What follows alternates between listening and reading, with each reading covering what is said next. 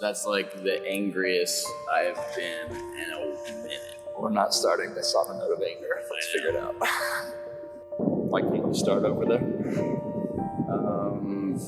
It's a fishing pier, and the guy would not listen to us about what we were doing and why we were doing it. He just said the bike's an obstacle to the fishermen, and I was like kind of just talking about it for a couple minutes, and he was like, nope. So we wanted to start a couple 100 yards further in the ocean, but I guess coast to coast will just happen.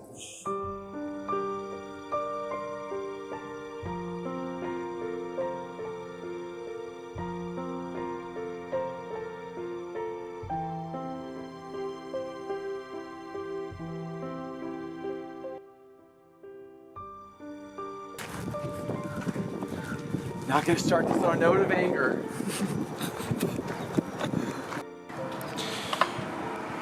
Oh, what's up, dude? Wait for me.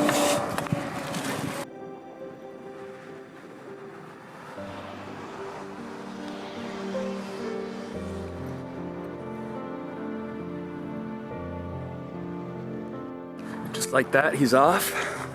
And I'm gonna chase him in a van for the next 55 days. Here we go.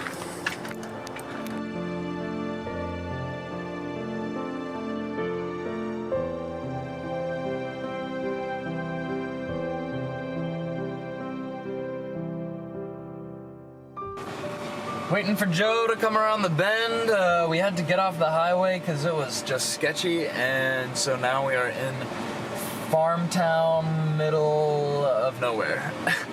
And I have a feeling we will just be pulling over and spending the night somewhere out here, and I don't know where this is. And there's the boy now.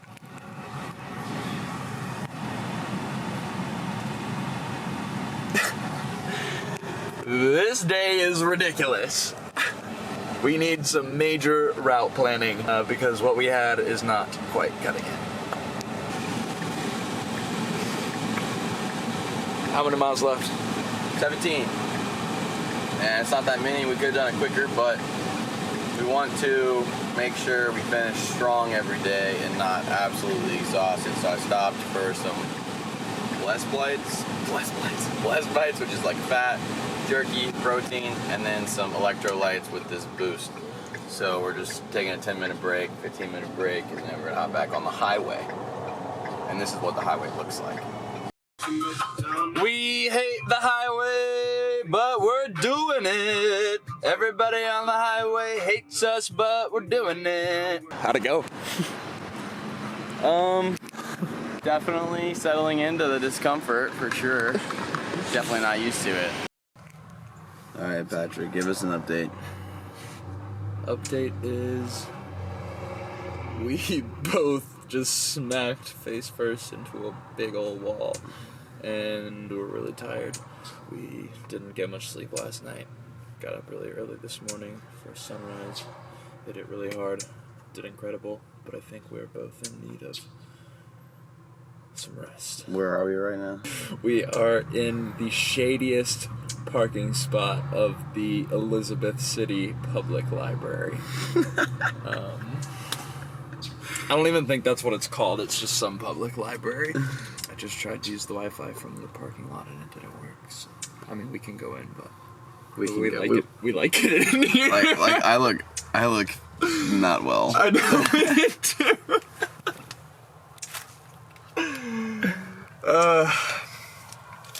Yeah, I mean, we've just been grinding nonstop for the last 3 days on travel, logistics, And we're ready for a schedule. and that'll come. But I think we need a slight reset button. Yeah, like a go to bed at 8 p.m.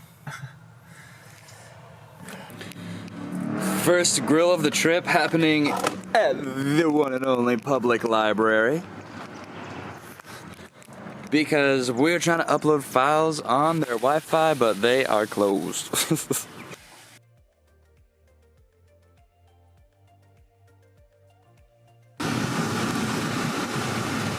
a lot of RVs here. Yeah, I'm not getting in that water.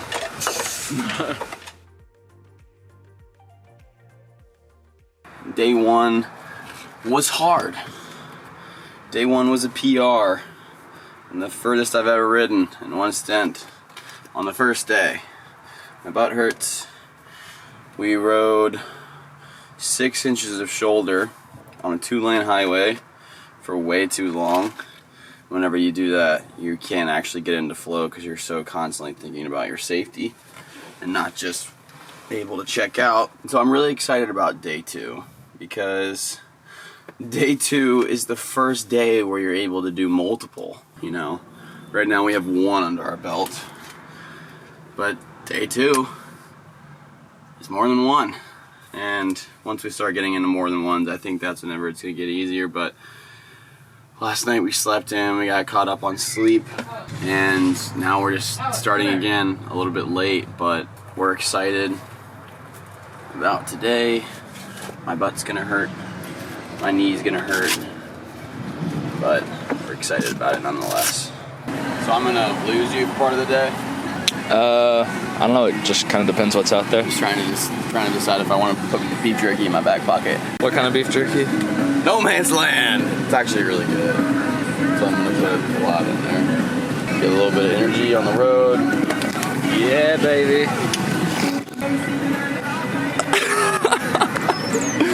You get extra dry back there. And then the foam goes in the other pocket. My electrolytes go in this one.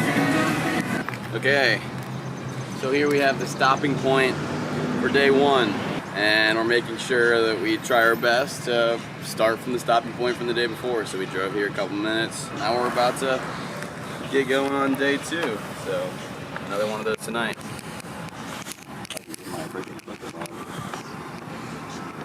Poetic. Come on, baby. All right. You ready? Yep. Well, I use Find My Friends as a last resort for this situation when I just really have no idea where he's gone. And so I've got him, and he is like 3 blocks away, and I think he's going the wrong way. I mean, he can go whichever way he wants. That's just gonna mean he's on the highway, and we don't support that. So I'm gonna go track him down and yell out the window like, "Hey! Oh, there he is!" Okay, got him. How's it going? Really pretty. Yeah. It's a lot better than yesterday. It's interesting. We are kind of being forced into focusing on the ultimate bare essentials for the last few days: food, water, shelter. The simplest human needs. And they haven't been super simple to attain. In fact, they've been very challenging. More than anything so far, it's just teaching us how to take care of ourselves in situations that are not consistent. I'm foam rolling my quads, trying to warm them up. We're a little bit, I wouldn't say behind, you know, but we did sleep in this morning. We're experimenting with our recovery. We're experimenting with our recovery. I got a 94%, 95% on my whoop last night recovery, and it is what, like 10:30? So we're not gonna be able to start until like at least 11. So we got 60 miles today, and I gotta eat, make sure we warm up everything to prevent injury. So that's what we're doing, but it's pretty painful because I'm kind of sore. But we'll get used to it. Taking off. 61 miles to Gaston. And we're gonna pop into Virginia for a second, just to say we went there and not an extra state. There he goes. We have no service. We don't know where we're going. So we're gonna go find service. All we know is due west. There we go. We've got one more mile, about 1 more mile on this road, I think. Okay. Maybe like 1.5. Catching a headwind the whole time. Yeah, I can tell. You're like, frick. Doing good though. You got it, baby. I'm on the phone with Dave right now. He says, let's go. I've been eating in 3 stinking days. I'm just here at the lake, at the trail, doing my daily walk. You can see. Walk sounds great. But I really hope that you guys are doing okay and you're showered and you're well fed, you're hydrated, and you're doing amazing and feeling amazing. I just wanted to say that I've been sending you good energy and good motivating vibes like every morning. Anyways, love you. Bye. That was so That was What a amazing. great pick me up. Cassie, I am 20 miles into a 60-mile day and I've been riding into headwinds for like the last, 10 miles? So, thank you so much for that. It was a great pick me up. I'm gonna get back on the road. So Joe just sent me his location, and he's in Virginia. So I'm driving to Virginia, 6 minutes away. Add it to the list, I suppose. States. I just took a little 4-mile detour into Virginia. I thought this was the closest little part to Virginia, but apparently there's one a little bit further down the road that's a lot closer. But it was really cool. I was pretty sentimental about it because, you know, we're just going in and leaving for a second. Joe's lost again. I think he went the wrong way. Looking for him, I don't have service, so. Alright, I just asked the guy in his front yard if they've seen a man on a bicycle, and they said yes, passed by 15 minutes ago, so Joe is cruising somewhere back here, and I have no idea where, but I will be a speed racer to find him. I found the man.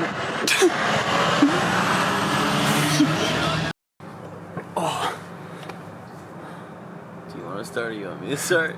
Day 3 on the bike. It started with a great sleep in, hit the road by noon, and things were looking up. They were looking so good. We were having a great time out on the road, got some good videos from friends for encouragement. Joe was doing great out there. And then we hit a challenge. So here's what happened. Patrick went up the road, and I went to the Virginia border, which was like 4 miles out of the way, but I just wanted to say I'd gone to Virginia, and then he came to me, and that's whenever we took a break.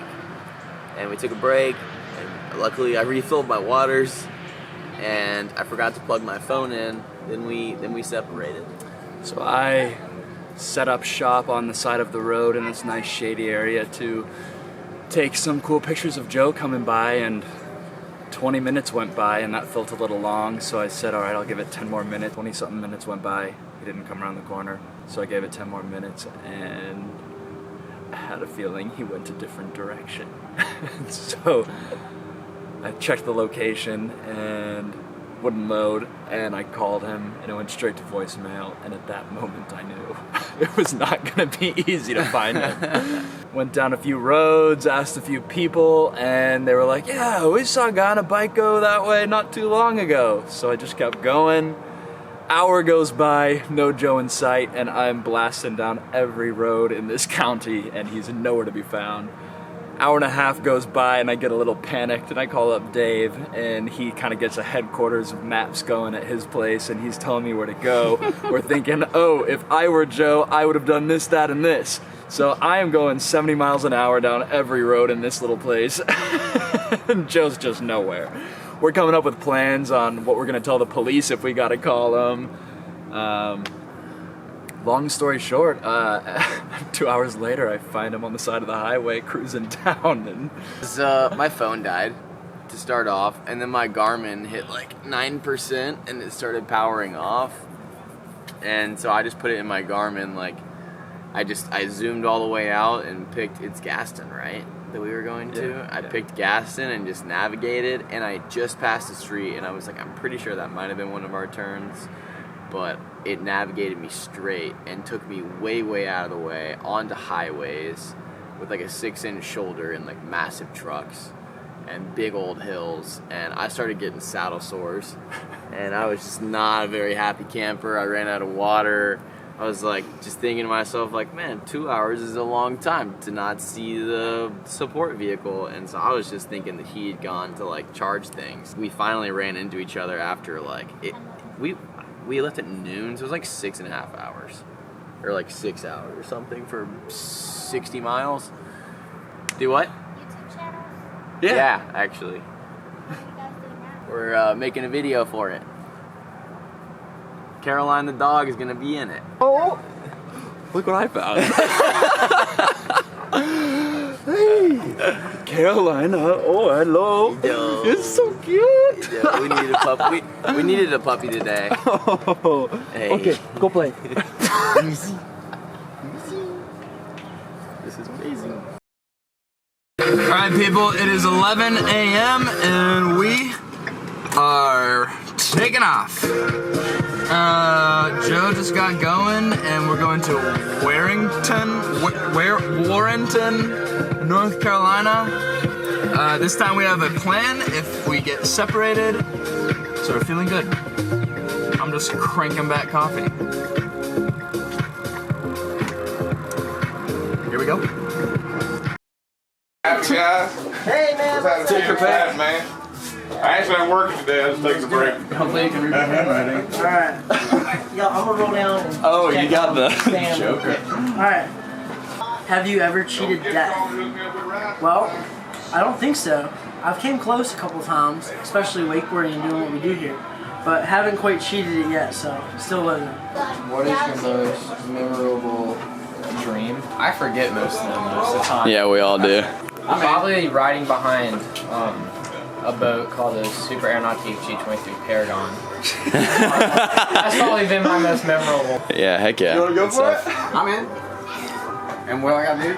Just answer the question. What is the hardest thing you've ever done? That. Question answered. That. Thank you. What's your Have a name, sir? Sean. Sean, I'm Joe. Nice to meet you. Nice to meet you as well. Yeah, I'm riding a bike. If you want. A bike. Yeah. Motorcycle? No, like a bicycle. He's from Austin, Texas. So our goal is we're raising awareness for mental health, and we're filming a documentary across the way of like getting people's stories as well. My degree is in psychology and business. Congratulations, man. Thank you. And I wish you guys the best of luck with Godspeed. I appreciate you. That means a lot. Can I ask you one more question? Since your degree's in psychology, what would you say like your number one take on mental health is, or like? Suicide sucks. It destroys people. I've lost several of my dearest friends, like 2 mentors, my brother. I've lost a lot. And suicide really sucks for all the people that are left behind. It's like that boat that makes you weak, that just ripples through time, for all time. If you need help, reach out. I mean, like, really reach out. There's people that care. No matter what you think, there's still people that actually care. And that right there is one of the most rewarding parts of this, because you never expect to see stuff like that or hear stuff like that.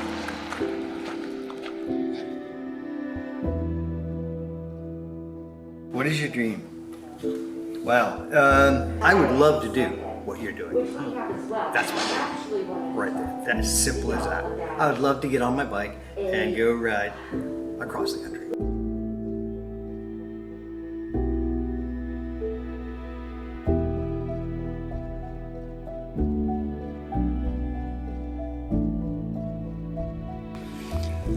What just happened? My chain just blew out. On the smallest incline we've seen. And I wasn't even standing, I was just sitting. So that's the first failure. Luckily it's not catastrophic because we got an extra chain. What are you thinking out there? I'm thinking about this mirror as a symbol. It's really distracting. Before I had this little mirror, I was always having to turn around on the bike and look behind me, but every time I did that, I would kind of swerve off course. And I like to kind of apply that to life.